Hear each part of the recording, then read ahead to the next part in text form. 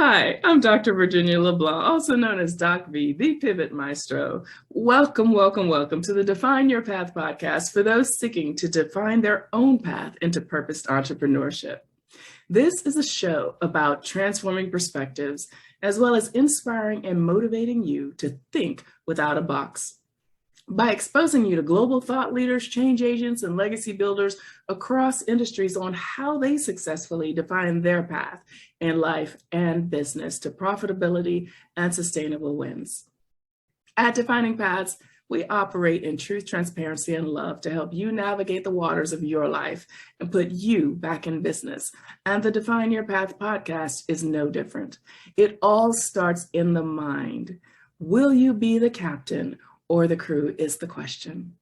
Folks, I am so excited to introduce you to my guest today. Today's spotlight is with Angela Carr Patterson. You are absolutely going to love her. Let me tell you a little bit about her before I bring her into the spotlight. Angela is a former entertainment executive and is currently known as a global life and success strategist. Angela has over 38 years of experience as a successful businesswoman. She's the CEO of Oasis Promotions, LLC, a personal and professional development company dedicated to building leaders and entrepreneurs for the reshaping and transformation of the world through entertainment, empowerment, and enrichment. Oh, I absolutely love it. Angela is also an innovator, media personality, film producer, and the author of 10 books, all written in her heartwarming signature style. Folks, Angela does it all, and I can't wait for you to meet her. Angela, welcome to the show. Thank you, Dr. V. I'm so excited to be here with you. Yes, absolutely. I appreciate you making time. We look forward to hearing your story, how you faced your fears to love the skin you're in and pivot into finding your passions and pursuing your passion and soul purpose. So in our podcast, I want to remind the audience, we have two questions and then we just riff from those two questions. And that question is, how have you defined your path? And the second question, how do you help others define theirs?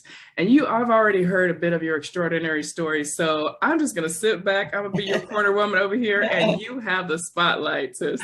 So how do I define my path? I don't know if I defined it or it was defined for me, but I can say that we have what I call defining moments in our lives. And my defining moment was when I was willing to let go of who I wasn't and step into my most powerful space and become who I was born to be. Yes. And I can say that happened several times in my life. You know, life is about seasons and cycles, and we have to understand what seasons we're in, what cycles we're in. I have a book called Living in the Divine 8, Giving Birth to Your Next Level. And I talk about the different cycles and seasons that we go through in life. And so when I can tell you one defining moment was when I was married to my first husband, and I had been married for 15 years and we had 3 children. And it was a pretty toxic relationship, very toxic, the entire marriage. But I tried to stay. I really tried to stay. And I remember getting up one day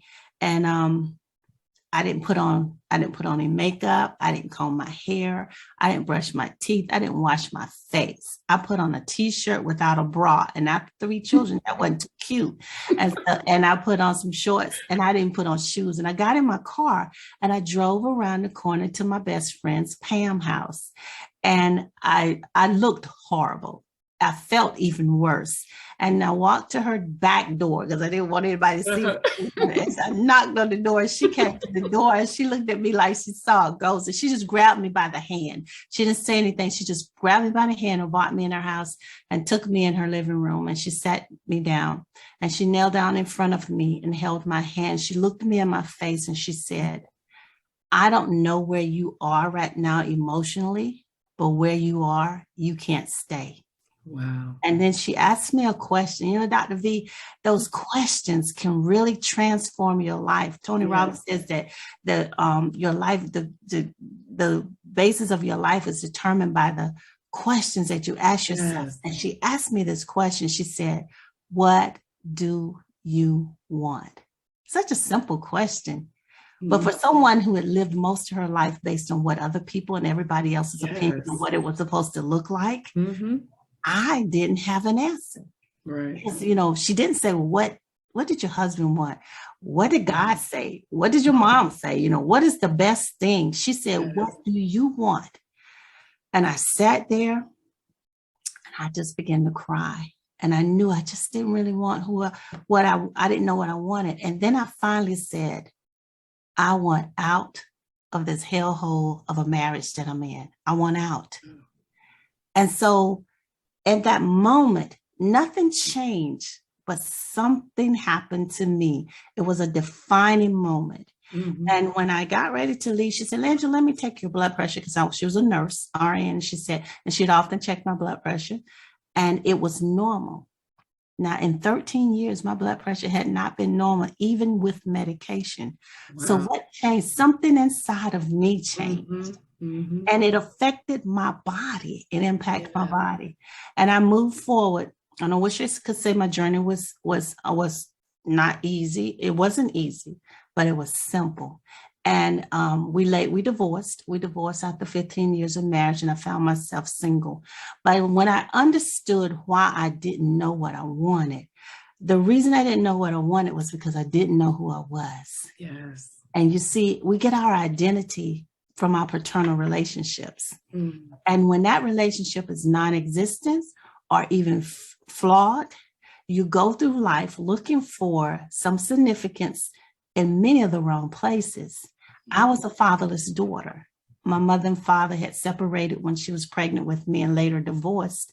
They never reconciled. So she moved back to her hometown, and he was in another state. And I remember seeing my father when I was 7, and I didn't see my father again until I was married with my first baby. And so going through life, trying to find my significance, when you don't know your identity, your pain can never heal until you heal your misplaced sense of identity. So after my divorce, I had to reassess everything, to reevaluate, re-examine everything, and reevaluate everything. And that's how my defining moment or my defined path began to find me. I believe that your life purpose is wrapped up in your life story. And there began my journey to what I call my journey to being.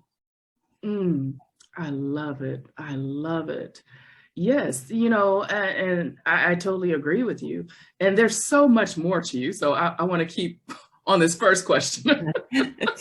And just how, thank you for sharing that, for opening up and just being so transparent with me and the audience, because so many of us hide that, and I wrote about my own personal story in my book, Love the Skin You're In, How to Conquer Life Through Divergent Thinking. So I can so relate to what you just said, sis, because I was wearing masks most of my life.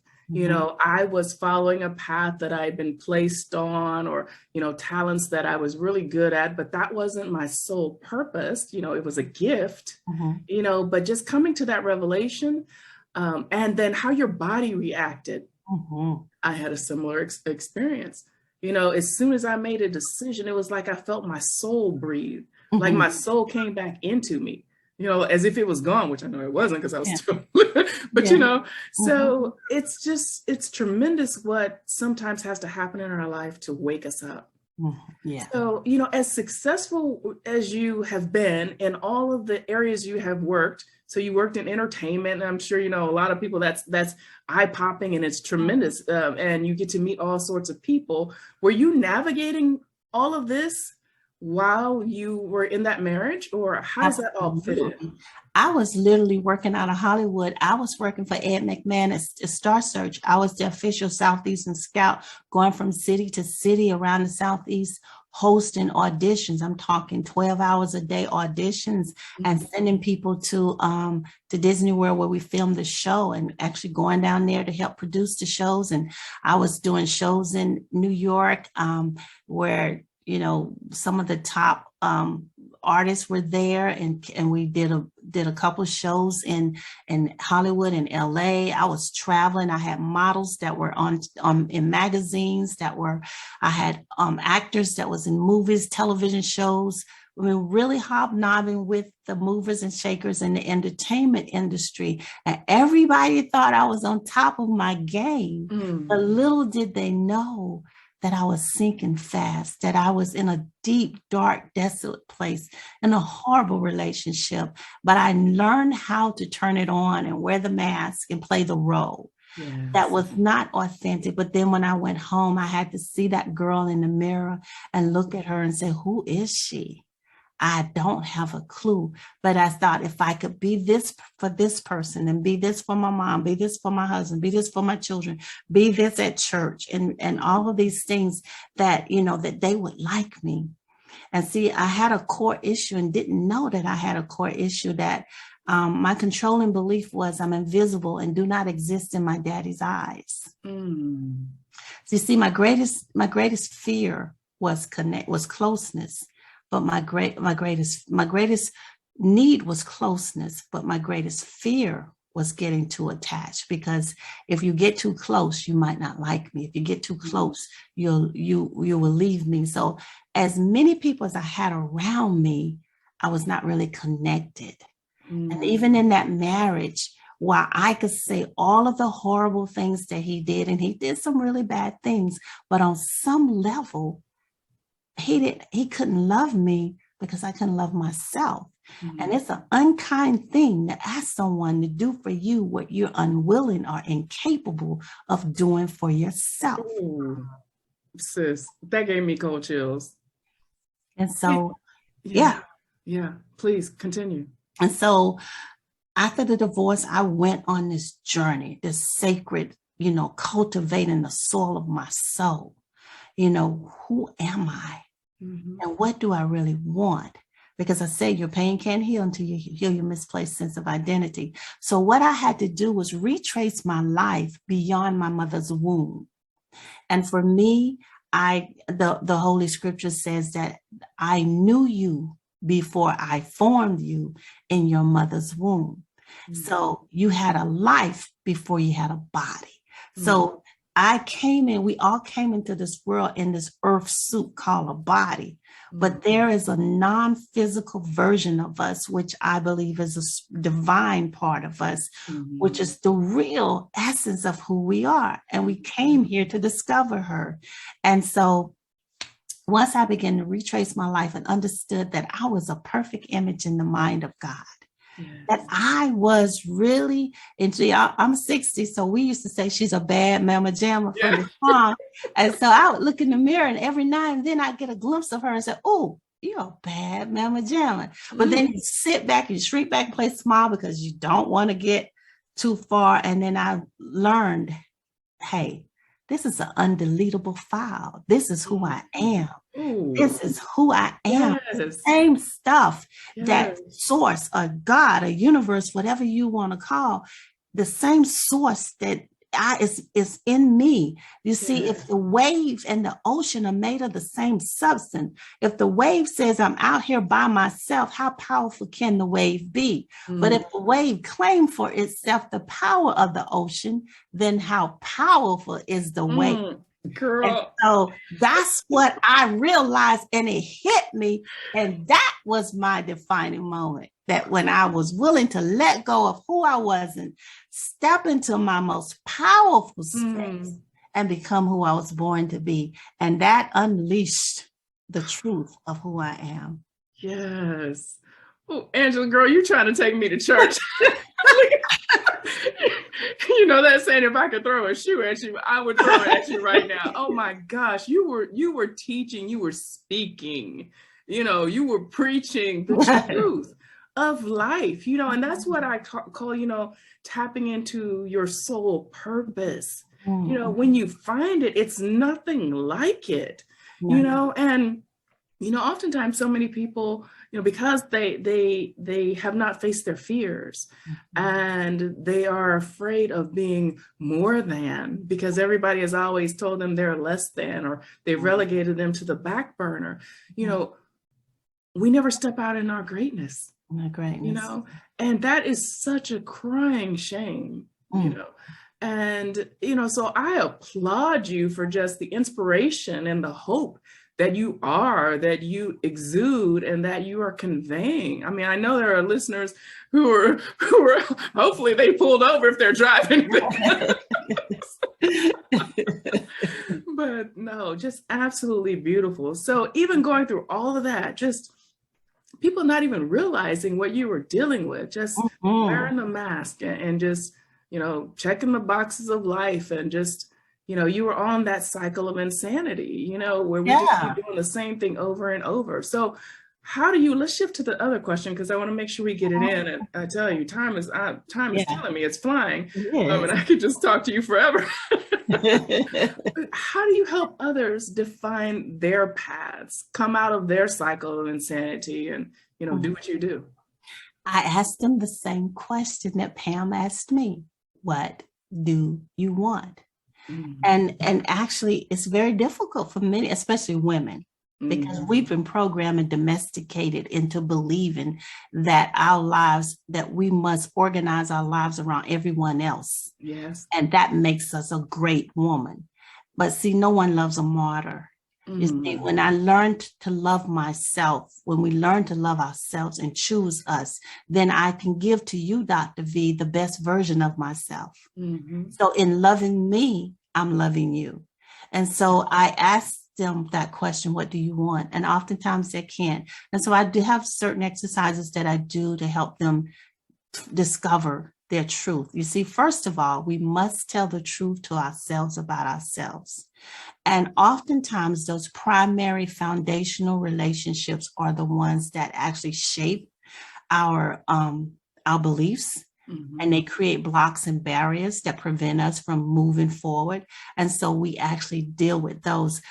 I've learned that just listening to a lot of people, we've become very good at determining what keeps us stuck and how we got here, but we're not very good in understanding how to embody the transformation. And so that is what I work with my clients with, is helping them to identify what the block barriers and beliefs are, but how do we embody the transformation? We know what to do, but we don't necessarily know how to do it and how to make that transformation. And it's easier than you think. Life is not easy, but it is simple. Your life is intended to work to the extent that you align it with the universal, natural, and spiritual laws that govern it. And when you learn how to embody those in your lives, your life will work. It will. It's rigged that way. It's set up that way. Absolutely. It's just figuring out the game and changing it out. And you can't avoid pain. Pain is inevitable, but suffering is a choice. Oh, you know what? My honey would love you, because he always says stress is a free disease. And his company is just simple creations. He always says that, it's complicated, but it's simple. It's simple. It is. Yeah. So it's figuring out, those or having the revelation or the understanding, the ahas of the universal laws that, how life works, and, the law of attraction, the positive, negative flow, and other things like that. So please tell us more. So we create the space. I believe that, the right environment, create the space for change. And, when you take an acorn and put it in the ground, and put it in the ground, the suitable environment for it is the ground. And when you give it the proper conditions, which is water and sunlight, it becomes an oak tree without struggle or resistance. And so this is what we do. We plant those seeds in you, creating the space, and you access your power. And power is love. Love, unconditional, wide open, pure love. And when you create the space and access the power, then you can begin to unleash your greatest potential to shine in the world. And so that's when you become what I call an awakened woman. And I help women. My whole message is about living the awakened life. And that's a life with more meaning, life with more mastery, because life is a mystery. We unfold through mastery, and more money and more magic. And you know what they say about magic. My son said, you can't turn it off. And so, and that's a life reimagined and success redefined. I believe that we can live an awakened life. And so that's my message. And that's what I help women and men around the world do, is to awaken into the truth of who they are and why they're here and what they're here to do while they're here. Oh, sis, that is absolutely beautiful. Oh, absolutely beautiful. There was so much there. So, when I think about just what could be the infinite possibilities of life and how we like to stay in this little safe box and never venture out. Now it's okay, if the box, could be a safety thing for a moment or for a part of your life, but always staying in that box is just so much that we're missing and never finding why we're here. You going back to the first question, you were talking about just how, we had a life before the womb. That's the soul, and just connecting to that to find our purpose. We're not just here to, breathe air, take up space, and I think that's why also we have so many conflicts in life. One, the whole self-love, understanding that, and that was a gorgeous soundbite. I'm trying to remember exactly how you said it, but, love yourself so you can love others. That's so important. If you don't know how to love yourself, how in the world do you love someone else? But first of all, you got to know what love looks like. I didn't even know what it looked like. And so it wasn't until, because if I didn't learn, I would be, with my second marriage, I would have been divorced. And that's what brought me to Bill, my beloved, my sweet, that we've been married almost 20 years this year. And that's because I learned the tools. They taught you how to ride a bike, how to drive a car, how to tie your shoe, but who taught you how to love? Right. You learned love through what you saw modeled in front of you. And for many of us, that was dysfunctional. So how can 8 billion people say they want the same thing and yet not able to find it? Because no one has ever taught you how to make relationships and make love work. That's not something you automatically know. Right. You got to learn the tools and the skills. I tell women, you got to speak mandem. And my girlfriend's like, Andrew, what is mandem? I say, speak his language in his kingdom, and then teach him how to speak queendom, and so I love it. You got to know how to do these things and make it work. Know his rhythm and let him feel yours. And you can make this thing work. And so I had to learn that. But that came from understanding how to love myself. But here's the first key to transformation.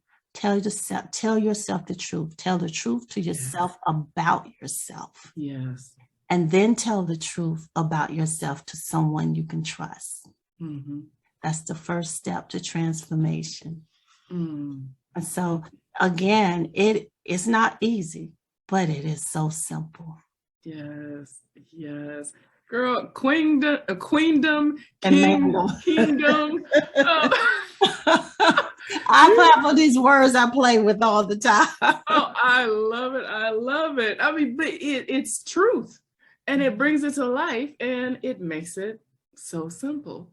When you think about it, because, people, if you can't communicate either, I mean, you got to figure out how to love first, right? And then we learn how to communicate.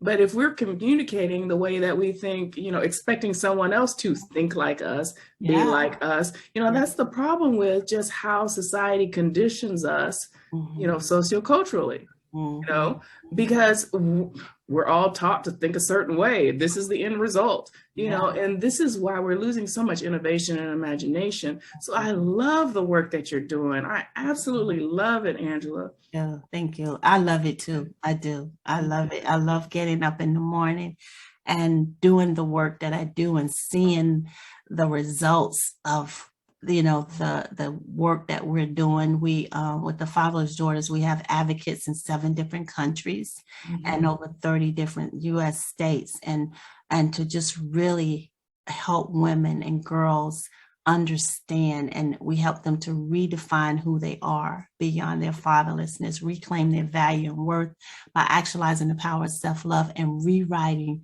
a new narrative for their lives. You can rewrite. I rewrote my new love story, and you can rewrite, but one that on my terms this time. I no longer live my life based on everybody else's expectations and ideas of what it's supposed to look like. I reached a point, that defining moment, and I asked myself, how in the hell did I get here? This is not where I intended to be at this stage of the game. And so I had to be nothing and nobody for a moment. Nothing was the same and neither was I. And I had to go deeper. You got to go deeper than you ever gone before. You can't stop at your first breakthrough and your first aha moment. You got to keep going deeper so that you can unearth some things that you didn't know was there. And that's when you really move from being a seeker to being a seer. And that's when the magic happens. Girl, you're gonna see me running around the studio.